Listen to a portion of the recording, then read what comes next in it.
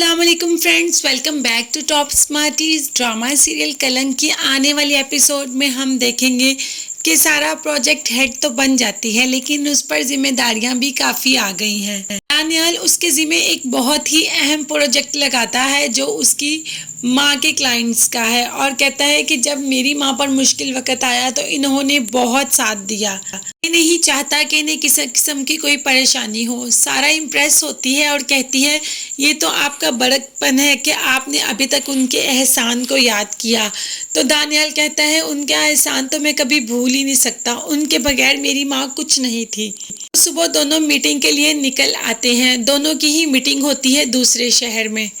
दानियाल रास्ते में सारा को देखकर कहता है लगता है आप सारी रात सोई नहीं, मैं भी नहीं सोया, मुझे भी अजीब अजीब से ख्याल आते रहे।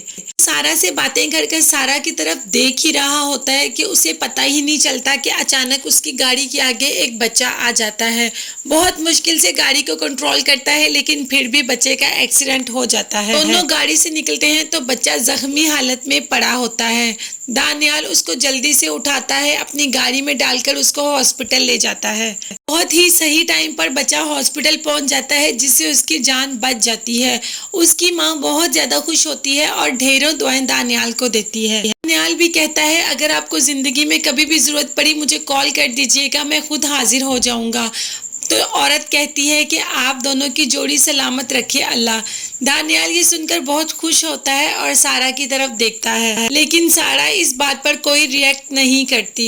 अगर हम दूसरी तरफ देखें तो फहमीदा शहाना को कहती है कि मैंने उस दिन दुरैया को ही देखा था। मैं अपनी आंखों देखा कभी जुटला नहीं सकती। मैंने खुद अपनी इन आंखों से देखा कि दुरैया उस लड़के के साथ जा रही है।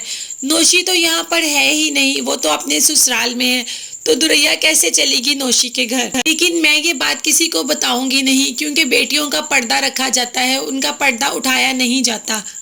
इस पर शहाना एक जोरदार थप्पड़ फहमीदा के मुंह पर दे मारती है और कहती है कि तुम मेरी बेटी पर इल्जाम लगा रही हो। अगर मैंने तुम्हारी बेटी और तुम्हारे किस्से मशहूर कर दिए तो तुम लोग किसी को मुंह दिखाने के काबिल नहीं रहोगे। फहमीदा को तो यकीन ही नहीं आता कि शहाना इस हद तक गिर सकती है और इतनी बुरी हरकत भी कर सकती है।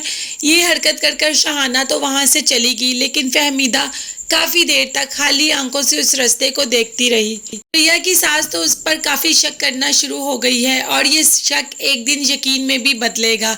दुरैया उसको कहती है अपनी सास को कि नौशी का ससुराल बहुत सख्त है, उसके हस्बैंड उसे किसी से मिलने नहीं देते, इसीलिए उन्होंने खाने के लिए माजरत कर ली। तो उसकी सास कहती है दुरैया की अगर वो किसी से मिलने नहीं देता तो उस दिन तुम दोनों को होटल में क्यों जाने दिया। इस बात का दुरैया के पास कोई जवाब नहीं होता।